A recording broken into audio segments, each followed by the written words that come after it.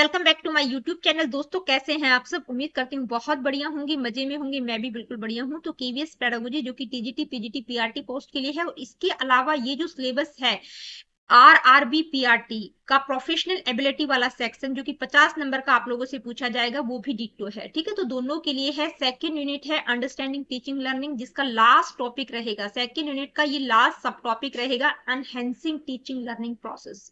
यानी कि teaching learning process को किस तरह से एनहेंस किया जा सकता है, किस तरह से बेहतर बनाया जा सकता है टीचिंग लर्निंग प्रोसेस को। तो ये एक कॉन्सेप्चुअल टॉपिक है, मतलब इसको आप कितना भी डिटेल में कर सकते हैं। जो सब टॉपिक्स इसमें दिए गए हैं, वो इसमें जो टूल्स दिए गए हैं कि भाई इसमें 3-4 चीजों की बात की गई है। एक class observation, feedback, reflection and dialogues as a means of constructivist teaching. ठीक है भाई, क्लासरूम ऑब्जर्वेशन, फीडबैक, रिफ्लेक्शन और डायलॉग, यानी कि जो कम्युनिकेशन हो रहा है टीचर और स्टूडेंट के बीच में, उसको एज अ कंस्ट्रक्टिविस्ट टीचर की मीन के रूप में देखा गया है। ठीक है, तो इन पर ज्यादा फोकस किया गया है। इनके थ्रू आप किस तरह से टीचिंग लर्निंग प्रोसेस को एनहेंस कर सकते हैं। तो चलिए स्टार्ट करते हैं आज की इस वीडियो को। एक ब्यूटीफुल इंट्रोडक्शन से इस टॉपिक की हम शुरुआत करते हैं। भाई एजुकेशन के क्षेत्र में हम बात करें, एजुकेशन की फील्ड में बच्चों को सिर्फ इंफॉर्मेशन को डिलीवर करना ही शिक्षा का मेन उद्देश्य नहीं है। यानी कि जो भी लर्निंग एक्सपीरियंस है वो कैसे होनी चाहिए, मीनिंगफुल होने चाहिए, लॉन्ग लास्टिंग होने चाहिए। ठीक है, तो इसके लिए क्या जरूरी है कि जो भी टीचिंग लर्निंग प्रोसेस है, यानी कि जो भी इंटरेक्शन हो रहा है टीचर और स्टूडेंट्स के बीच में, वो कॉन्टिन्यूस, रिफ्लेक्टिव और इंटरेक्टिव होना चाहिए। ठीक है, शिक्षण अधिगम की प्रक्रिया को निरंतर चिंतनशील और संवादात्मक बनाना बहुत आवश्यक है। यानी कि teaching learning process continuous, reflective और इंटरेक्टिव होना चाहिए, तभी तो टीचिंग लर्निंग प्रोसेस को एनहेंस कर पाएंगे। ठीक है, तभी तो बेहतर बन पाएगा टीचिंग लर्निंग प्रोसेस। ठीक है, इसके लिए is to achieve this constructivist teaching plays a key role. भाई ये टीचिंग लर्निंग प्रोसेस बेहतर हो, इसके लिए हम बात करते हैं कंस्ट्रक्टिविस्ट टीचिंग की, संरचनात्मक शिक्षण की। ठीक है, कंस्ट्रक्टिविस्ट टीचिंग का मतलब क्या है, ये किस पर फोकस करती है कि जो टीचिंग है वो कैसी होनी चाहिए, उसमें लर्नर्स का एक्टिव पार्टिसिपेशन होना चाहिए। यानी कि जो लर्नर्स हैं वो अपनी नॉलेज को खुद कंस्ट्रक्ट करें, किसके थ्रू, रियल एक्सपीरियंसेस, डायलॉग और रिफ्लेक्शन के थ्रू। भाई अपने ऊपर रिफ्लेक्शन भी डालें। ठीक है, रिफ्लेक्शन बैक करें कि कहां पर उन्होंने क्या कुछ गलती की है, डायलॉग, रियल एक्सपीरियंसेस, मतलब खुद करके चीजों को सीखे बच्चा। ठीक है, तो आज के इस टॉपिक में किस चीज पर, यानी कि टीचिंग लर्निंग प्रोसेस को इनहेंस करने के लिए आपके सिलेबस में 4-5 चीजों पर फोकस किया गया है। यानी कि जो केवीएस की पेडागोजी वाला सिलेबस है, इसके अलावा और भी बहुत सारी चीजें हो सकती हैं। 4 मेन चीजों की बात की गई है। कौन कौन सी? 4 टूल कह सकते हैं। ठीक है, कौन कौन से? क्लासरूम ऑब्जर्वेशन, फीडबैक, रिफ्लेक्शन और डायलॉग। ठीक है, इन पर अहम मतलब बल दिया गया है, एक तरह से कि इन पर ज्यादा एम्फसाइज किया गया है। तो ये जो टूल्स हैं, ये 4 चीजें मिलकर क्या करती हैं कि भाई हेल्प करती हैं कि teacher understand what is happening in their classroom, identify what needs improvement and make learning more engaging, inclusive and learner centered। यानी कि ये सभी उपकरण, ये सारी चीजें मिलकर शिक्षक को ये समझने में मदद करती हैं कि भाई कक्षा में क्या हो रहा है, किस तरह से इंप्रूवमेंट, क्या सुधार की आवश्यकता है, और अधिगम यानी कि टीचिंग लर्निंग प्रोसेस को इंगेजिंग, इंक्लूसिव और लर्नर सेंटर्ड कैसे बनाया जा सकता है। इन चारों को हम वन बाय वन समझेंगे। बहुत ही कॉन्सेप्चुअल टॉपिक है।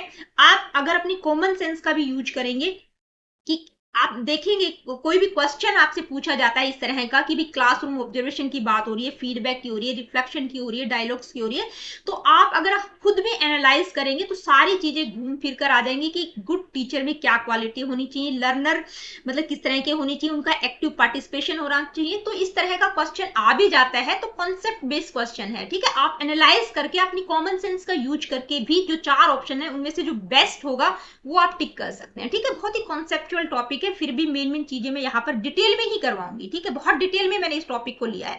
क्लासरूम ऑब्जर्वेशन क्या होता है, भाई कक्षा अवलोकन क्या है। तो क्लासरूम ऑब्जर्वेशन यानी कि क्लासरूम ऑब्जर्वेशन का मतलब क्या है कि क्लासरूम ऑब्जर्वेशन एक ऐसा प्रोसेस है जिसमें टीचर की क्या परफॉर्मेंस है, उसका क्या बिहेवियर है, क्लास में वो बच्चों के साथ किस तरह से इंटरेक्ट कर रही है। ठीक है, ताकि टीचिंग प्रैक्टिसेस को इनहेंस किया जा सके, इन सारी चीजों को असेस किया जाता है। भाई क्लास में टीचर का क्या, टीचर का ये अहम रोल है क्योंकि टीचर बच्चों के साथ इंटरेक्ट कर रही है। ठीक है, तो बच्चे तो बहुत छोटे हैं, बच्चों को जैसा आप बताएंगे जाएंगे वैसे ही, तो टीचर का अहम रोल है। तो टीचर और साथ ही बच्चे भी आ जाएंगे और वहां का क्लासरूम का इन्वायरमेंट भी आ जाएगा, ठीक है, कि किस तरह का उन्होंने अपना इन्वायरमेंट क्रिएट किया है वहां पर। तो टीचर का अहम रोल है, टीचर की परफॉर्मेंस और उसके बिहेवियर को वॉच किया जाता है। तो जो भी वॉच कर रहा है वो कोई ना कोई थर्ड पर्सन होगा, ठीक है। तो ये एक क्वांटिटेटिव मेथड होता है, systematically observe, record and analyse teacher student interaction. भाई टीचर और स्टूडेंट के बीच में जो इंटरेक्शन चल रहा है उसको एनालाइज करना, उसको ऑब्जर्व करना, उसको रिकॉर्ड करने का एक क्वांटिटेटिव मेथड है। उन सारी चीजों को सिस्टमेटिकली रिकॉर्ड किया जाता है, ठीक है, सिस्टमेटिकली ऑब्जर्व किया जाता है कि कहां पर क्या कमी है, कि दोनों के बीच में जो इंटरेक्शन हो रहा है वो सही है कि नहीं, कहां पर कुछ सुझाव देने की आवश्यकता है, ठीक है।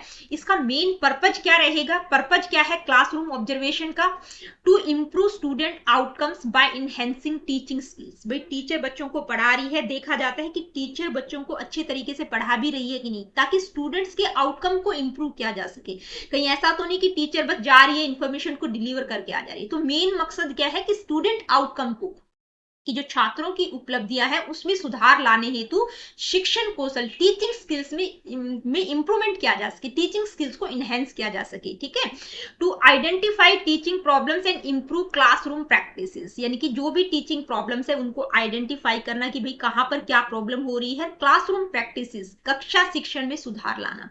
To observe learner behaviour and participation, भाई साथ में टीचर तो पढ़ा रही है, बच्चे कितने एक्टिव है ये भी देखा जाता है, उनका बिहेवियर किस तरह का, वो पार्टिसिपेट कर रहे हैं कि नहीं। To study current educational practices, यानी कि जो करंट एजुकेशनल प्रैक्टिसेस हैं उनको स्टडी इसलिए किया जाता है ताकि रिसर्च कार्यों में भी हेल्प मिल सके, कि रिसर्च जो भी आगे होता है उसके थ्रू क्या कुछ इंप्रूवमेंट किया जा सकता है। To detect any bias based on gender, caste और सोशियो इकोनॉमिक फैक्टर्स, कहीं मतलब कोई किसी प्रकार का बच्चों के साथ जेंडर के आधार पर, कास्ट के आधार पर, सोशियो इकोनॉमिक फैक्टर्स के आधार पर कोई किसी प्रकार का भेदभाव तो नहीं हो रहा। तो क्लासरूम ऑब्जर्वेशन का ये मेन पर्पस है। तो ये पर्पस था क्लासरूम ऑब्जर्वेशन का। अब हम बात करेंगे how classroom observation enhance teaching learning process. भाई क्लासरूम ऑब्जर्वेशन की हमने बात की, तो क्लासरूम ऑब्जर्वेशन किस तरह से टीचिंग लर्निंग प्रोसेस को इनहेंस करता है, कैसे कक्षा अवलोकन से शिक्षण प्रक्रिया बेहतर होती है। तो कैसे होती है, इससे हमें क्या पता चलता है, it helps identify strong and weak areas of teaching, teaching नहीं है टीचर, यानी कि जो टीचर के स्ट्रॉन्ग और वीक एरियाज हैं वो हमें पता चल जाता है क्लासरूम ऑब्जर्वेशन के थ्रू, ताकि टीचर अपनी जो भी कमियां हैं उनको सुधार सके, ठीक है। इंक्रीज रिफ्लेक्टिव प्रैक्टिसेस इन टीचर्स, यानी कि शिक्षक में चिंतनशील व्यवहार को बढ़ावा देता है। जब क्लासरूम ऑब्जर्वेशन करते हो टीचर को बताया जाता है कि भाई ये आपके स्ट्रॉन्ग एरियाज हैं, ये वीक एरियाज हैं, तो वो रिफ्लेक्ट बैक कर सकती है, अपनी टीचिंग प्रोसेस को एनालाइज करती है, ठीक है, कि मुझे कहां पर सुधार की आवश्यकता है। प्रमोट स्टूडेंट सेंटर्ड टीचिंग, भाई क्लासरूम ऑब्जर्वेशन किसको प्रमोट करती है, कि जो शिक्षण है, जो टीचिंग लर्निंग प्रोसेस है वो लर्नर सेंटर्ड होना चाहिए, ठीक है।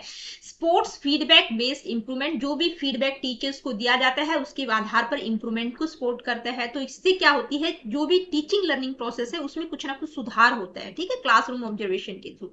इसके बाद बात करेंगे एलिमेंट्स ऑफ क्लासरूम ऑब्जर्वेशन, यानी कि कक्षा अवलोकन के मुख्य घटक क्या क्या है। तो क्या क्या कौन कौन सी बातों का आप ध्यान रखेंगे, कि सबसे पहले पर्पस, ठीक है, स्टेटेड पर्पस, यानी कि जो उद्देश्य है वो स्पष्ट होना चाहिए, कि भाई ये जो ऑब्जर्वेशन है ये क्यों किया जा रहा है, इसके पीछे का मकसद क्या है। फोकस, मेन फोकस क्या है, कि किस पर्टिकुलर प्रोसेस या किस पर्टिकुलर बिहेवियर को ऑब्जर्व करना है। इसके बाद है ऑपरेशनल डेफिनेशंस, यानी कि जो भी बिहेवियर, जो भी इवेंट काउंट किया जा रहा है उसको क्लियरली डिफाइन करना है, ठीक है। ट्रेनिंग ऑफ ऑब्जर्वर्स, भाई observers must be train to maintain consistency, जो भी ऑब्जर्व कर रहा है, जो भी थर्ड पर्सन ऑब्जर्व कर रहा है वो ट्रेंड होना चाहिए, ठीक है, एक्सपर्ट होना चाहिए। ऑब्जर्वेशन शेड्यूल होना चाहिए, जो भी ऑब्जर्वेशन किया जा रहा है उसकी पूरी की पूरी एक मतलब वो पूरा का पूरा एक कार्यक्रम होना चाहिए। सेट टाइमिंग एंड स्ट्रक्चर, उसका स्ट्रक्चर और टाइमिंग होना चाहिए, सेटिंग होनी चाहिए, क्लासरूम और लर्निंग इन्वायरमेंट किस तरह का रहेगा, मतलब सेटिंग प्रॉपर होनी चाहिए। Unit of time, duration of observation, भाई कितनी अवधि का रहेगा, कितनी देर आपको ये ऑब्जर्व करना है। डाटा रिकॉर्डिंग मेथड्स, कौन कौन से मेथड्स का प्रयोग करेंगे, जो भी आप ऑब्जर्व करें उसके लिए आप चेक लिस्ट का प्रयोग कर रहे हैं, नोट्स का प्रयोग कर रहे हैं, रूब्रिक्स का प्रयोग कर रहे हैं, ठीक है। फिर उसके बाद डाटा एनालिसिस मेथड्स, कि भाई जो भी डाटा आपने कलेक्ट किया है उसको किस तरह से इंटरप्रेट करना है, उसके लिए कौन से मेथड्स का प्रयोग करेंगे। तो ये क्या है, क्लासरूम ऑब्जर्वेशन के एलिमेंट्स हैं, कि सबसे पहले उद्देश्य स्पष्ट होना चाहिए, मेन फोकस क्या है, जो भी बिहेवियर ऑब्जर्व किया जा रहा है उसको क्लियरली डिफाइन करना है। ऑब्जर्वर ट्रेन होना चाहिए, एक्सपर्ट होना चाहिए। ऑब्जर्वेशन का शेड्यूल क्या रहेगा, प्रॉपर सेटिंग होनी चाहिए, टाइम लिमिट होनी चाहिए, डाटा रिकॉर्डिंग जो भी आप करें उसके लिए कौन से मेथड्स का प्रयोग करेंगे और किस तरह से डाटा को एनालाइज करेंगे, ये सारे के सारे क्लासरूम ऑब्जर्वेशन के एलिमेंट्स हैं। इसके बाद हम बात करेंगे टाइप्स ऑफ क्लासरूम ऑब्जर्वेशन। कक्षा अवलोकन के प्रकार कौन कौन से होते हैं, अलग अलग टाइप्स हो सकते हैं, ठीक है। कौन कौन से हो सकते हैं, ऑब्जर्वेशन बाय स्कूल एडमिनिस्ट्रेशन, यानी कि जो भी प्रशासन है, जो भी एडमिनिस्ट्रेशन है स्कूल का, उसके द्वारा अवलोकन किया जा रहा है, क्योंकि जो भी क्लासरूम ऑब्जर्वेशन हो रहा है वो कोई ना कोई थर्ड पर्सन करेगा, ठीक है। तो हो सकता है वो प्रिंसिपल हो सकती है या कोई मतलब क्लासरूम एडमिनिस्ट्रेशन में कोई भी हो सकता है, ठीक है। तो क्लासरूम एडमिनिस्ट्रेशन के द्वारा ऑब्जर्वेशन। दूसरा है observation bye peer instructional specialist और कोच, कोई मतलब जो एक्सपीरियंस कलीग होता है, बहुत सालों से उसका एक्सपीरियंस है टीचिंग में, उसके द्वारा भी किया जा सकता है, या इंस्ट्रक्शनल स्पेशलिस्ट हो सकता है, कोई स्पेशलिस्ट कोच हो सकता है। रिफ्लेक्टिंग टीचिंग ऑब्जर्वेशन, यानी कि टीचर अपने टीचिंग प्रोसेस को, खुद अपनी टीचिंग को वीडियो के थ्रू या जर्नल्स के थ्रू रिफ्लेक्ट बैक कर सकती है। तो क्लासरूम ऑब्जर्वेशन की तीन मेन मेथड है, observation bye school administration, observation bye peer instructional specialist और कोच, और रिफ्लेक्टिव टीचिंग ऑब्जर्वेशन, ठीक है। टाइप्स कौन कौन से रहेंगी क्लासरूम ऑब्जर्वेशन की, इनको हमने पढ़ा। अब हम बात करेंगे मेथड क्या क्या है। भाई क्लासरूम ऑब्जर्वेशन के अलग अलग मेथड्स हो सकते हैं, कौन कौन से तरीके हो सकते हैं, तो कौन कौन से तरीके हैं, interactive coding system, direct observation और indirect observation. Interactive coding system में क्या होता है कि जो भी टीचर और स्टूडेंट का बिहेवियर, जो भी स्पेसिफिक बिहेवियर ऑब्जर्व किया जा रहा है उसको कोड और रिकॉर्ड किया जाता है Q&A सेशंस या इंस्ट्रक्शंस के थ्रू, ठीक है। डायरेक्ट ऑब्जर्वेशन इन क्लासरूम, भाई इसमें क्या होता है, जो भी ऑब्जर्वर होता है वो क्लास में पीछे बैठ जाता है, जो भी लाइव टीचिंग चल रही होती है उसको वॉच करता है, ठीक है। इनडायरेक्ट ऑब्जर्वेशन जिसको हम वीडियो बेस्ड भी कहते हैं, यानी कि इसमें क्या होता है, टीचिंग को रिकॉर्ड किया जाता है वीडियो के थ्रू और बाद में उस प्रोसेस को एनालाइज किया जाता है। तो ये क्या है, ये ज्यादा ऑब्जेक्टिव और कन्वीनियंट है, यानी कि इसमें सामने वाला जो भी पढ़ा रहा होता है उसको डर भी नहीं रहता। कई बार डायरेक्ट ऑब्जर्वेशन में क्या होता है कि पीछे जो भी ऑब्जर्वर बैठा हुआ है, तो जो पढ़ाने वाला है वो थोड़ा सा कहीं ना कहीं मतलब संकुचित हो जाता है, कि थोड़ा सा कहीं ना कहीं उसको खौफ सा रहता है कि कहीं मैं कुछ गलत तो ना बोलूं। लेकिन इनडायरेक्ट में वो बिंदास होके पढ़ा रहा होता है, तो ये ज्यादा कन्वीनियंट और ऑब्जेक्टिव होती है, ठीक है। डायरेक्ट ऑब्जर्वेशन में आप लोगों ने देखा होगा कि भाई बीएड वाले बच्चों की जब टीचिंग प्रैक्टिस चल रही होती है तो बच्चा अच्छे से पढ़ा रहा होता है, जैसे ही पीछे से कोई भी टीचर उसको ऑब्जर्व करने के लिए जाता है उसकी कॉपी को, तो बच्चा थोड़ा सा मतलब संकुचित हो जाता है, थोड़ा सा संकुचा जाता है, एकदम थोड़ा सा हक्का बक्का सा हो जाता है, कि डर जाता है कहीं उसको कि टीचर कहीं कुछ गलत रिमार्क ना दे दे मेरी कॉपी में, ठीक है। तो क्लासरूम ऑब्जर्वेशन की जब हम बात करते हैं तो दो तरह के एनालिसिस, देखिए यहां से आपका फैक्चुअल क्वेश्चन बन सकता है, ठीक है। तो दो तरह के एनालिसिस फेमस हैं, कौन कौन से, एक तो फ्लेंडर का इंटरेक्शन एनालिसिस कैटेगरी सिस्टम, यानी कि शॉर्ट फॉर्म ये आपको दे दी जाए तो आपको फुल फॉर्म पता होना चाहिए, Flander interaction analysis category system. और दूसरा है गैलोवे का इंटरेक्शन एनालिसिस कैटेगरी सिस्टम, ठीक है। अब इन दोनों में क्या अंतर है, मेन चीज यहां से आप समझ लीजिएगा कि फ्लेंडर का जो इंटरेक्शन एनालिसिस सिस्टम है उसमें सिर्फ और सिर्फ क्लासरूम ऑब्जर्वेशन में मतलब वर्बल बिहेवियर को ऑब्जर्व किया गया है, जो नॉन वर्बल बिहेवियर टीचर के द्वारा किया जाता है, जो साइंस का प्रयोग किया जाता है, जो सिंबल्स का हम यूज करते हैं, उनको ऑब्जर्व नहीं किया जाता। लेकिन जो गैलोवे का इंटरेक्शन एनालिसिस सिस्टम है उसमें वर्बल और नॉन वर्बल बिहेवियर को ऑब्जर्व किया जाता है। तो ज्यादातर आप लोगों ने बीएड में फ्लेंडर का इंटरेक्शन एनालिसिस सिस्टम ही पढ़ा होगा, तो यहां से क्वेश्चन बनने की संभावना रहती है, तो इसको मैं थोड़ा सा और डिटेल में आप लोगों को बता सकती हूँ। बाकी सिर्फ उतना भी याद रखेंगे तो आपके लिए बेहतर रहेगा, ठीक है, कि फ्लेंडर का जो इंटरेक्शन एनालिसिस सिस्टम है वो सिर्फ वर्बल बिहेवियर को ऑब्जर्व करता है, और गैलोवे का इंटरेक्शन एनालिसिस सिस्टम में वर्बल और नॉन वर्बल बिहेवियर को एनालाइज किया जाता है। तो फ्लेंडर का इंटरेक्शन एनालिसिस कैटेगरी सिस्टम को मैंने थोड़ा सा डिटेल में कर दिया है, अगर आप नहीं भी करेंगे तो भी मतलब मेन मेन चीजें भी ध्यान रखेंगे तो भी आपको चलेगा, ठीक है, मतलब आप सुन भी लेंगे तो भी आपका क्वेश्चन हो जाएगा। तो ये फ्लेंडर के द्वारा डेवलप किया गया था। Flander develop a scientific system to observe and analyse what actually happen during classroom teaching, यानी कि उन्होंने जो क्लास में हो रहा है उसको ऑब्जर्व और एनालाइज करने के लिए एक प्रकार का साइंटिफिक सिस्टम हम इसको कह सकते हैं, इसलिए इस सिस्टम को क्या कहा जाता है, Flanders interaction analysis category system, ठीक है, फुल फॉर्म आप ध्यान में रखिएगा। कब डेवलप किया गया था, 1955-60 में, कौन सी यूनिवर्सिटी ऑफ मिनीसोटा जो कि यूएसए में है, ठीक है, कौन सी यूनिवर्सिटी में डेवलप किया गया था, मिनीसोटा यूनिवर्सिटी में जो कि यूएसए में है। अब ये जो फ्लेंडर का interaction interaction analysis category system है, ये क्या हेल्प करता है, इसके थ्रू टीचर और स्टूडेंट के इंटरेक्शन को समझा जा सकता है और क्लासरूम में कम्युनिकेशन किस तरह से फ्लो हो रहा है, किस तरह का कम्युनिकेशन क्लास में हो रहा है उसको समझने में हेल्प करता है। इसके लिए उन्होंने 10 कैटेगरीज की बात की, यानी कि जो क्लासरूम बिहेवियर है, वर्बल क्लासरूम बिहेवियर, मैंने बताया ना सिर्फ वर्बल बिहेवियर को ऑब्जर्व करने के लिए बनाया गया है, तो वर्बल क्लासरूम बिहेवियर के लिए इन्होंने 10 कैटेगरीज की बात की है, यानी कि जो Flander interaction analysis category system है वो वर्बल क्लासरूम बिहेवियर्स को 10 कैटेगरीज में डिवाइड करता है। मेन कैटेगरीज कौन कौन सी है? 3 है, टीचर टॉक, पीपल टॉक और साइलेंस और कंफ्यूजन। टीचर टॉक में ये 7 कैटेगरीज आ जाएंगी, इसमें 2 पार्ट्स हैं, एक इनडायरेक्ट टॉक में 4 कैटेगरीज है और डायरेक्ट में 3 कैटेगरीज है, ठीक है।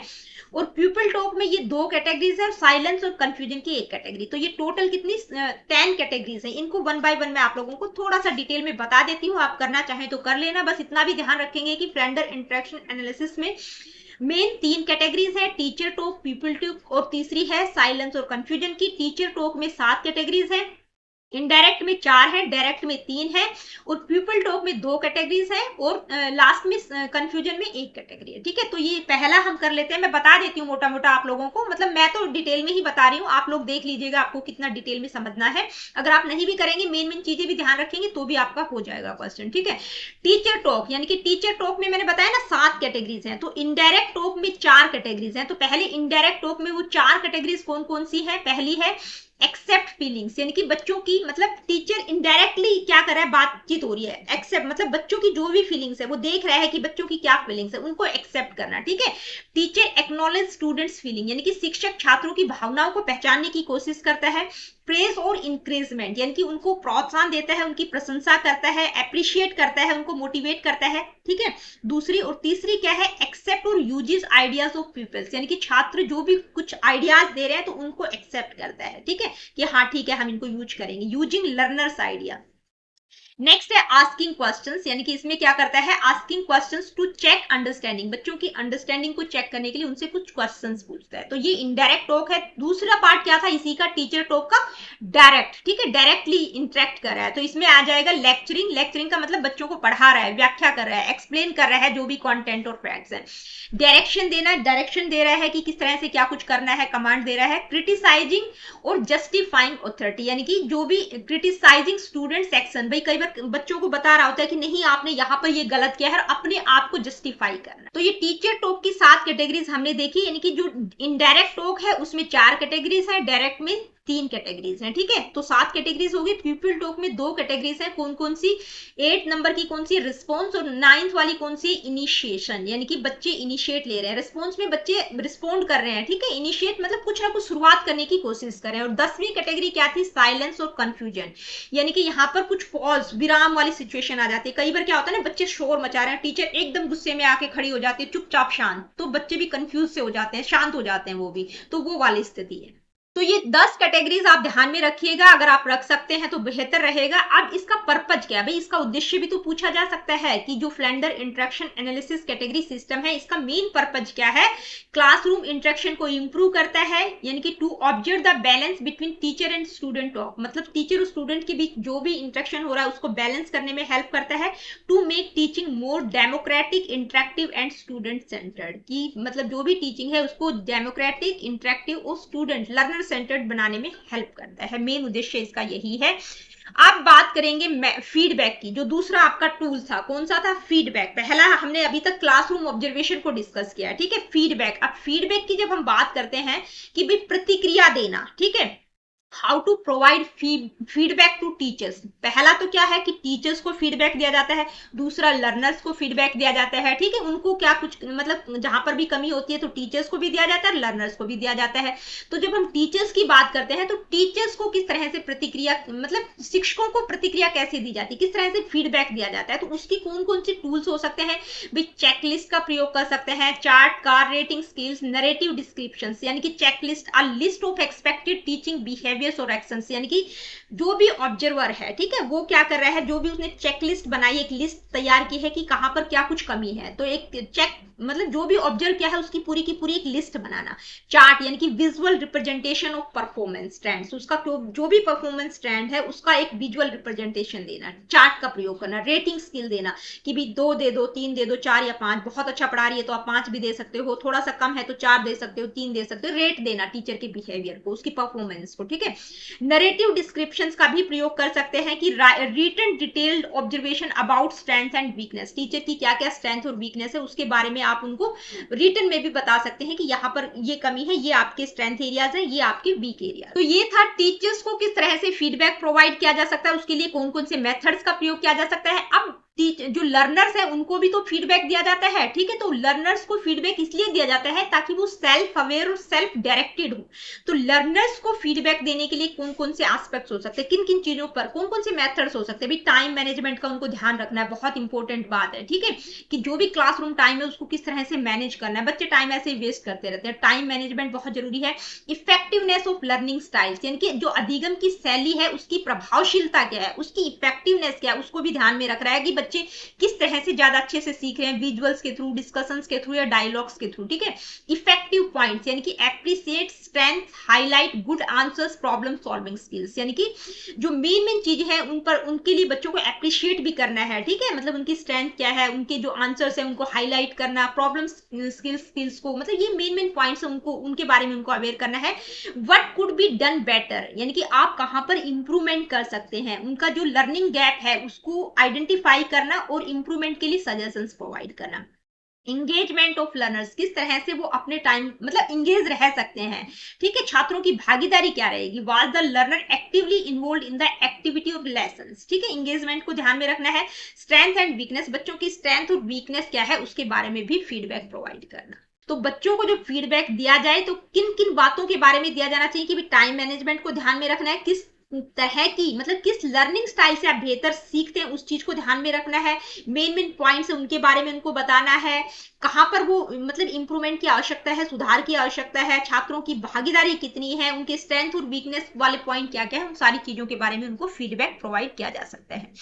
अब तीसरा मेन टूल क्या था, डायलॉग्स। डायलॉग कैसे, as a mean of constructivist teaching, यानी कि संरचनावादी शिक्षण के रूप में डायलॉग का क्या रोल रहेगा, एज अ मीन उसको हम यूज करेंगे। तो डायलॉग का मतलब क्या होता है, डायलॉग क्या होता है, टू वे कम्युनिकेशन होता है, यानी कि इंटरेक्शन किसके बीच में हो रहा है, टीचर और स्टूडेंट के बीच में, क्योंकि हम टीचिंग लर्निंग प्रोसेस की बात कर रहे हैं, तो यहाँ पर हम किसकी बात करेंगे, टीचर और स्टूडेंट के बीच में जो कम्युनिकेशन हो रहा है, टू वे कम्युनिकेशन होता है, जहां पर दोनों पार्टीज अपने आइडियाज, थॉट, क्वेश्चंस, रिफ्लेक्शंस को शेयर करते हैं। अब पर्पज क्या है डायलॉग इन कंस्ट्रक्टिविस्ट टीचिंग, यानी कि संरचनावादी शिक्षण में संवाद का उद्देश्य क्या है, to promote student thinking and understanding, यानी कि छात्रों की सोच और समझ को बढ़ावा मिलता है। To allow learners to actively construct their own knowledge rather than passively receive it, मतलब जो भी कम्युनिकेशन हो रहा है उससे क्या होता है कि वो उसका मेन उद्देश्य क्या है कि भाई बच्चे अपनी नॉलेज को खुद कंस्ट्रक्ट करें रादर देन पैसिवली, मतलब जो भी टीचर पढ़ा के चलेगी बस उसको उन्होंने पैसिवली रिसीव कर लिया, ऐसा नहीं होना चाहिए, ठीक है।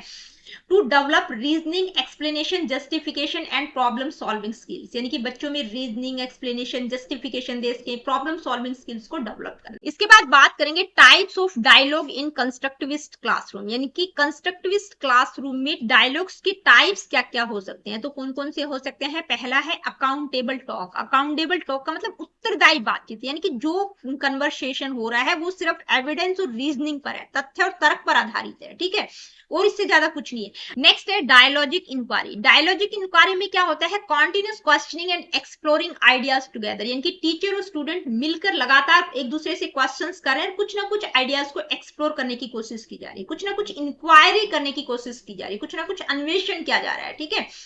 नेक्स्ट है एक्सप्लोरेटरी टॉक। एक्सप्लोरेटरी टॉक का मतलब कुछ ना कुछ एक्सप्लोर करना, यानी कि इसमें क्या होता है, जो लर्नर्स होते हैं वो अपने आइडियाज को फ्रीली डिस्कस करते हैं, दूसरों का जो व्यू पॉइंट है उसको भी कंसीडर करते हैं। दोनों टीचर और स्टूडेंट मिलकर कुछ ना कुछ एक्सप्लोर करने की कोशिश करें।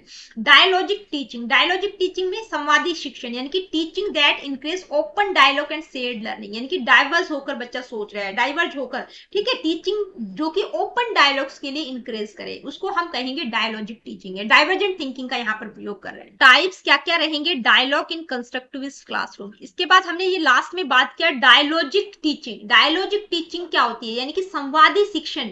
इसके की फीचर्स क्या क्या होंगे ये भी मैं आप लोगों को एक बार बता देती हूँ। इससे क्या होता है कि जब हम क्लास में मतलब इस तरह का कन्वर्सेशन कर रहे हैं तो उससे क्या होता है, ये किसके लिए इंकरेज करती है, इंकरेज क्वेश्चंस। भाई बच्चों को क्वेश्चंस के लिए इंकरेज करती है, बच्चे फ्री होकर टीचर से पूछ सकते हैं, व्हाई, हाउ, व्हाट इफ, इस तरह के क्वेश्चंस वो फ्रीली पूछ सकते हैं। ठीक है, कोलैबोरेटिव लर्निंग के लिए इंकरेज करती है, यानी कि स्टूडेंट एंड टीचर्स को कंस्ट्रक्ट नॉलेज, मतलब इकट्ठे मिलकर नॉलेज को कंस्ट्रक्ट कर रहे हैं टीचर और स्टूडेंट। बिल्डिंग अंडरस्टैंडिंग को बिल्ड करती है। ठीक है, इसके बाद बात करेंगे how to plan effective dialogues in class, यानी कि कक्षा में प्रभावी संवाद की योजना कैसे बनाए। इसके लिए आप क्या क्या करेंगे, किस तरह से डायलॉग इफेक्टिव हो, इसके लिए क्या क्या आप करेंगे, क्या प्लानिंग करेंगे। तो पहला क्या है, create a safe environment way students feel respected and heard. मतलब जहां पर इस तरह का इन्वायरमेंट क्रिएट करना है क्लासरूम का कि जहां बच्चे बिल्कुल फ्री हो, अपने आप को रिस्पेक्टेड महसूस करें, बच्चों को भी सुना जाना चाहिए, उनको ऐसा लगे कि हाँ टीचर उनको सुन रही है। ठीक है, ओपन एंडेड क्वेश्चंस के लिए इंकरेज करेंगे, use real life examples and scenarios to start discussions. मतलब जो भी डिस्कशन आप स्टार्ट कर रहे हैं तो जो रियल लाइफ सिनेरियोस होते हैं या रियल लाइफ के एग्जांपल्स होते हैं उनसे आप क्लासरूम का जो भी कन्वर्सेशन है, जो भी कम्युनिकेशन है उसको स्टार्ट करेंगे। Give students time to think before answering. ठीक है, कई बार क्या होता है ना, टीचर ने बच्चे से क्वेश्चन पूछा, बच्चा थोड़ा सा टाइम ले रहा है, टीचर टाइम ही नहीं दे रही, दूसरे बच्चे को बोलती है आप बताओ। ठीक है, ऐसा नहीं होना चाहिए, यानी कि बच्चे को सोचने का थोड़ा सा टाइम भी देंगे ताकि जो डायलॉग्स हैं वो इफेक्टिव हो सके क्लास। इसके बाद चौथा मेन चीज कौन सी थी, रिफ्लेक्शन की बात की है। Reflection as a mean of constructivist teaching, यानी कि रिफ्लेक्शन का मतलब चिंतन करना। ठीक है, अपनी खुद की टीचिंग प्रोसेस को रिफ्लेक्ट बैक करना।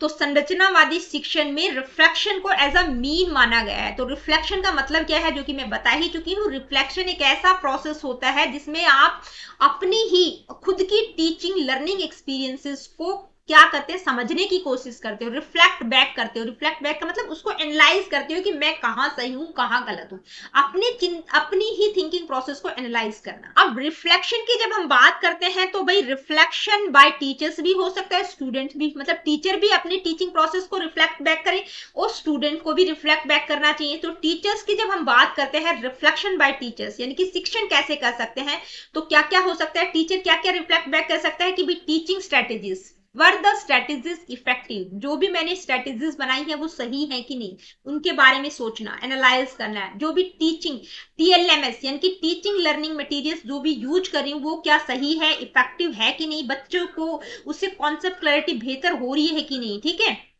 क्या टीएलएमएस ने छात्रों की समझ को बेहतर किया कि नहीं किया, स्टूडेंट का एंगेजमेंट क्या, ये बहुत इंपॉर्टेंट है कि भाई जब टीचर पढ़ा रही है तो टीचर को एनालाइज करना बहुत जरूरी है कि मैं बच्चों को जो पढ़ा रही हूँ क्या वो बच्चों को समझ आ रहा भी है कि नहीं, वो इंगेज है कि नहीं, उनका एंगेजमेंट क्या है। टाइम मैनेजमेंट बहुत इंपॉर्टेंट है, तो इन सारी चीजों को रिफ्लेक्ट बैक कर सकता है टीचर। इसके बाद अगर हम इसके बेनिफिट्स क्या क्या होंगे, यानी कि टीचर जब रिफ्लेक्शन करती है यानी कि रिफ्लेक्ट बैक करती है, अपने आप को खुद एनालाइज करती है, तो उससे क्या मतलब क्या फायदा होगा, बेनिफिट्स क्या क्या होंगे। इंप्रूव फ्यूचर लेसन प्लानिंग, यानी कि जो भी आगे की लेसन प्लानिंग रहेगी उसमें कुछ ना कुछ इंप्रूवमेंट दिखाई देगा। उसकी identifies what need to change, भाई क्या कुछ बदलाव लाने की आवश्यकता है उसको टीचर पहचान सकती है, अपने आप ऊपर रिफ्लेक्शन बैक करती है। तो ठीक है, लीड्स टू प्रोफेशनल ग्रोथ, उसकी जो प्रोफेशनल ग्रोथ है वो भी बढ़ेगी उससे। इसके बाद दूसरा क्या था, रिफ्लेक्शन बाय स्टूडेंट्स, भाई स्टूडेंट्स को भी रिफ्लेक्ट बैक करना चाहिए, उनको भी एनालाइज करना चाहिए कि उनको कहां पर क्या समझ आ रहा है। ठीक है, जब स्टूडेंट्स रिफ्लेक्ट बैक करेंगे तो वो क्या क्या कर सकते हैं, सेल्फ असेसमेंट, अपने आप को वो असेस करेंगे। Students analyse their own learning and identify areas of improvement, यानी कि अपने आप को जब वो रिफ्लेक्ट करेंगे, बच्चे अपने आप को एनालाइज करेंगे तो उनको पता चलेगा कि कहां पर उनको क्या कुछ इंप्रूवमेंट करने की आवश्यकता है। ठीक है, लर्निंग एज असेसमेंट, यानी कि students use reflective thinking to जज how well they understood a topic, वो ये भी रिफ्लेक्ट बैक कर सकते हैं कि कितना उनको समझ आया है। ठीक है, लर्निंग एज अ असेसमेंट, यानी कि अपने आप को जज करेंगे कि जो भी टॉपिक था वो उनको कितना समझ आया कि नहीं, अपने आप को जज कर रहे हैं। ठीक है, self assessment, learning as assessment. इसके बाद हम बात करेंगे कि भाई जब स्टूडेंट्स अपने आप को रिफ्लेक्ट बैक करते हैं, ठीक है, अपनी खुद को एनालाइज करते हैं, तो उसके बेनिफिट क्या क्या होंगे। तो इससे क्या होगा, builds Meta cognition. Meta cognition का मतलब क्या होता है, thinking about one's own thinking. Meta cognition का मतलब अपनी खुद की थिंकिंग प्रोसेस को खुद एनालाइज करना। तो मेटा कॉग्निशन बिल्ड होगा। Increase responsibility in learning, learning की रिस्पॉन्सिबिलिटी वो खुद लेंगे, ठीक है, सेल्फ डायरेक्टेड सेल्फ अवेयर बनेंगे। मोटिवेशन और कॉन्फिडेंस भी बूस्ट होगा, ठीक है। तो ये क्या होगा, जब स्टूडेंट अपने आप को रिफ्लेक्ट बैक करते हैं तो ये सारे बेनिफिट स्टूडेंट को ही होंगे। तो दोस्तों आज का जो टॉपिक था उसको बहुत ज्यादा डिटेल में मैंने आप लोगों को करवाया है। मुझे नहीं लगता कि पूरे यूट्यूब पर भी आप सर्च करेंगे तो इतना डिटेल में आपको कोई करवाया होगा, ठीक है। अगर किसी ने करवाया है तो मुझे कमेंट करके जरूर बताइएगा, ठीक है। बहुत डिटेल में करवाने की मैंने कोशिश की है।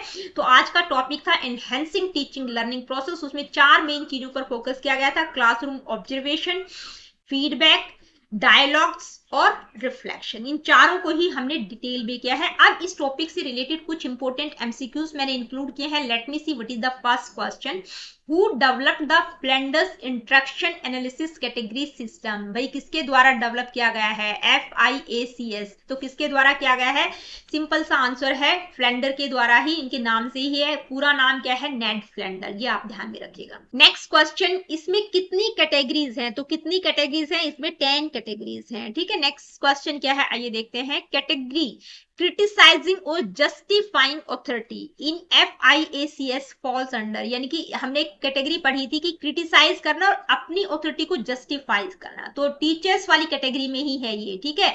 अब ये आपको पता होना चाहिए कि इनडायरेक्ट में है, डायरेक्ट में है, पीपल टॉक या साइलेंस। तो किस में आएगा, ये डायरेक्ट टीचर टॉक में था, यानी कि जहां पर टीचर मतलब बच्चे कहां पर गलत है उनको क्रिटिसाइज भी करते हैं, अपने आप को जस्टिफाई करने की कोशिश करते हैं। डायरेक्ट टॉक में लास्ट कैटेगरी थी 7th नंबर की। Which of the following is not an indirect teacher behavior in FIACS? अब ये क्या है, फैक्चुअल क्वेश्चंस हैं। ये आपको तभी कर पाओगे जब आपको फ्लैंडर इंटरेक्शन एनालिसिस सिस्टम की ये 10 की 10 कैटेगरीज आपको ध्यान में होगी, ठीक है। तो इनमें से कौन सी नहीं होगी, which of the following is not an indirect teaching behaviour, यानी कि इनडायरेक्ट वाली इसमें से कौन सी नहीं है। एक्सेप्ट फीलिंग, ये तो पहली है, इनडायरेक्ट वाली है। प्रेज और इंक्रेजमेंट, ये सेकंड है। लेक्चरिंग, आस्किंग क्वेश्चन, तो लेक्चरिंग नहीं होगी, ये डायरेक्ट वाली है, ठीक है। नेक्स्ट क्वेश्चन क्या है, आइए देखते हैं। क्लासरूम ऑब्जर्वेशन हेल्प्स इन, यानी कि क्लासरूम ऑब्जर्वेशन किस में हेल्प करता है, promoting memorisation, punishing weak students, identifying instructional gaps, replacing curriculum. तो किस में हेल्प करता है कि जो भी इंस्ट्रक्शनल गैप्स है उसको आइडेंटिफाई किया जा सकता है कि कहां पर अनुदेशन देने में और बच्चों को समझने में कहां पर प्रॉब्लम आ रही है, उस चीज को आइडेंटिफाई करना। Which of the following is a method of indirect classroom observation, ठीक है। इसमें हमने बात की थी ना क्लासरूम ऑब्जर्वेशन के मेथड्स की, तो इनमें से इनडायरेक्ट क्लासरूम ऑब्जर्वेशन मेथड कौन सा है, real time observation, interactive coding, video recording या ओरल क्वेश्चनिंग। तो इनडायरेक्ट मेथड में क्या करते हैं, हम वीडियो रिकॉर्डिंग करते हैं, ठीक है। नेक्स्ट क्वेश्चन क्या है, reflective teaching means, reflective teaching का मतलब क्या है। तो क्या मतलब है, अभी जस्ट हमने पढ़ाई है कि भाई अपनी टीचिंग प्रैक्टिसेस को खुद एनालाइज करना। नेक्स्ट क्वेश्चन है, dialogues in classroom support which approach, यानी कि डायलॉग्स इन क्लासरूम मतलब किस अप्रोच को सपोर्ट करते हैं, बिहेवियरिस्ट, कंस्ट्रक्टिविस्ट, ट्रेडिशनल या नन। तो किसको करते हैं, कंस्ट्रक्टिविस्ट अप्रोच को सपोर्ट करते हैं। नेक्स्ट क्वेश्चन है, which one is the method to provide feedback to teachers, यानी कि इनमें से टीचर्स को फीडबैक प्रोवाइड करने का मेथड कौन सा होगा, सरप्राइज टेस्ट, चेकलिस्ट, होमवर्क या रोल प्ले। तो जब टीचर्स को फीडबैक प्रोवाइड किया जाता है तो उसके कौन कौन से मेथड्स हमने पढ़े थे, तो इनमें से कौन सा है, चेकलिस्ट के थ्रू भी आप टीचर्स को फीडबैक प्रोवाइड कर सकते हैं। नेक्स्ट क्वेश्चन है, which element is not essential in classroom observation, यानी कि जब क्लासरूम ऑब्जर्वेशन आप कर रहे हैं तो इनमें से कौन सा एलिमेंट नेसेसरी नहीं होगा। एलिमेंट्स मैंने आप लोगों को सारे बताए थे। Purpose of observation, random feedback, observation schedule, trend observer. तो क्या क्या होगा, पर्पज भी होना चाहिए, ऑब्जर्वेशन शेड्यूल भी होना चाहिए, ट्रेंड ऑब्जर्वर भी होना चाहिए, रैंडम फीडबैक नहीं होना चाहिए, ठीक है। Next question, which of the following falls under प्यूपिल talk इनिशिएशंस in FIACS। FIACS की 10 कैटेगरीज हमने बताई थी, तो प्यूपिल टॉक में कौन कौन सी थी, 8th और 9th नंबर की थी, ठीक है। तो इनमें से कौन सी पड़ेगी, उनमें student answer a question, student listens quietly, student ask a question और shares an idea, student refuse to participate. तो प्यूपिल टॉक इनिशिएशन में कौन सी थी कि भाई स्टूडेंट्स क्या करेंगे, क्वेश्चंस भी पूछेंगे और अपने आइडियाज को शेयर करते हैं। और प्यूपिल टॉक में उससे पहली कौन सी थी, 8 नंबर की कौन सी थी, रिस्पॉन्स। ठीक है, नेक्स्ट क्वेश्चन है self assessment and peer assessment are forms of, यानी कि सेल्फ असेसमेंट और पीयर असेसमेंट किसकी फॉर्म्स है, फाइनल एग्जाम्स, रिफ्लेक्शन, पनिशमेंट या एक्सटर्नल इवैल्यूएशन। तो किसकी है, रिफ्लेक्शन की है, अपने आप को खुद असेस करना या दूसरों के द्वारा असेसमेंट होना, अपने साथी लोगों से असेस करवाना। ठीक है, next question, one purpose of feedback to learners is to, यानी कि हमने बात की ना फीडबैक्स ऑफ लर्नर्स, तो उसमें उसका क्या पर्पज होगा, इनमें से एक पर्पज कौन सा होगा, compare them with others, label them, improve their performance, discourage them. तो फीडबैक जब लर्नर्स को दिया जाता है तो उसका पर्पज क्या होगा, ताकि उनकी परफॉर्मेंस को इंप्रूव किया जा सके। नेक्स्ट क्वेश्चन है which behavior is included in teacher direct talk in FIACS, यानी कि टीचर के दो, टीचर टॉक में दो कैटेगरीज थी, एक इनडायरेक्ट और दूसरी थी डायरेक्ट टॉक। तो इनमें से कौन सा बिहेवियर इंक्लूड होगा डायरेक्ट टॉक में, accepting student ideas, giving directions, praising, asking questions. तो क्या होगा, गिविंग डायरेक्शंस। बाकी की तीन किसके अंतर्गत आएंगी, इनडायरेक्ट वाले में आएंगी। ठीक है, next question, classroom dialogues must be planned to, यानी कि जो क्लासरूम डायलॉग्स हैं, ठीक है, क्लासरूम में जो भी कन्वर्सेशन हो रहा है उसको प्लान किया जाना चाहिए, वो प्लान होना चाहिए। कंट्रोल किसके लिए होना चाहिए, ताकि स्टूडेंट्स को कंट्रोल किया जा सके, fill time, increase questioning, avoid debates. तो किसके लिए होना चाहिए, ताकि क्वेश्चंस के लिए इंक्रेज किया जा सके। ठीक है, इस तरह से प्लान होना चाहिए। नेक्स्ट क्वेश्चन है, a classroom with dialogic teaching features, मतलब इसमें जो डायलॉजिक टीचिंग की हमने बात की थी, तो उस क्लासरूम में जो डायलॉजिक टीचिंग होनी चाहिए उसका एक फीचर पूछा गया है, रोट लर्निंग पर फोकस करती है, authoritative teaching, open discussions, lecture only methods. ठीक है, तो किस पर फोकस करती है, ओपन डिस्कशंस के लिए इंकरेज करती है। Next question, which of this is not a method of feedback, यानी कि इनमें से फीडबैक का कौन सा मेथड नहीं होगा, rating scales, chart, text book, narrative descriptions. तो कौन सा नहीं होगा, टेक्स्ट बुक्स। ठीक है, बाकी तीनों फीडबैक के मेथड्स हैं। नेक्स्ट क्वेश्चन है, teacher feedback to students should include, मतलब टीचर फीडबैक की जब हम बात करते हैं, teacher feedback to students should include, यानी कि टीचर जब स्टूडेंट्स को फीडबैक दे तो उसमें क्या इंक्लूड होना चाहिए, only their mistakes, time management and strength, only grades, warnings. तो भाई टीचर जब स्टूडेंट्स को फीडबैक प्रोवाइड करे तो वो किसके बारे में प्रोवाइड करे, टाइम मैनेजमेंट और स्ट्रेंथ के बारे में। ठीक है, next question, which of the following FIACS categories represent complete silence और कंफ्यूजन इन क्लास, वो कौन सी कैटेगरी है, साइलेंस और कंफ्यूजन वाली कौन सी कैटेगरी है, तो कैटेगरी नंबर 10 है। तो दोस्तों आज की वीडियो में इतना ही। आज की वीडियो में हमने जो सेकंड यूनिट थी केवीएस पैडागोजी की और आरआरबी पीआरटी की उसको कंप्लीट किया है। तो 40 नंबर का पेपर आपका पहली और दूसरी यूनिट से ही आएगा, चाहे आप आरआरबी पीआरटी की तैयारी कर रहे हो या केवीएस पैडागोजी की तैयारी कर रहे हो। ठीक है, और मैं यहाँ पर आप लोगों को बताना चाहूंगी कि अब आगे की जो केवीएस पैडागोजी है, जब कभी वैकेंसीज आपकी आएंगी तभी हम उसको डिस्कस करेंगे, यानी कि तीसरी, चौथी, पांचवी यूनिट में बाद में आप लोगों को करवाऊंगी, क्योंकि अभी इस पर कुछ भी नहीं आ रहा है, कोई व्यूज नहीं आ रहे, कोई बच्चा इंगेज नहीं है। ठीक है, तो इसके बाद मैं अपनी जो यूजीसी नेट का एजुकेशन में जो बच्चे प्रिपेयर करे हैं उसके लिए जो मैंने सीरीज स्टार्ट की थी उसको मैं कंटिन्यूटी में रखूंगी। ठीक है, अभी मैं इस सीरीज को कंप्लीट नहीं करवाऊंगी, तो प्लीज आप कमेंट करके मत बताइएगा, कमेंट आप करते भी नहीं हो और कर भी नहीं रहे हो। मैंने आप लोगों को पिछली वीडियो में बोला था कि अगर पिछली वीडियो में 10 भी कमेंट आए तो मैं इस सीरीज को कंटिन्यूटी में रखूंगी, लेकिन एक भी कमेंट नहीं आया। तो अभी इस सीरीज को मैं ड्रॉप कर रही हूँ, क्योंकि ये 2 यूनिट बिल्कुल कंप्लीट हो चुकी है और तीसरी, चौथी, पांचवी यूनिट हम केवीएस की तभी करेंगे जब केवीएस की कोई वैकेंसीज आएंगी। तो मिलती हूँ आप लोगों से अपनी अगली वीडियो में। अगली वीडियो में हम यूजीसी नेट एजुकेशन का जो बच्चे प्रिपरेशन कर रहे हैं उसके लिए जो मैंने सीरीज स्टार्ट की थी, पहली यूनिट मैंने स्टार्ट की थी, उसको मैं कंटिन्यूटी में करूंगी। देखिए वीडियो सेशंस आप लोगों को अच्छे लगते हैं तो लाइक, शेयर और चैनल को सब्सक्राइब आप कर सकते हैं, जो कि एब्सोल्युटली फ्री है। फ्री ऑफ कॉस्ट में बहुत ज्यादा क्वालिटेटिव मटेरियल्स आप लोगों को प्रोवाइड करने की कोशिश करती हूँ। और किसी प्रकार का क्वेश्चन, क्वेरीज, फीडबैक आप मुझे देना चाहते हैं, do comment in the comment section.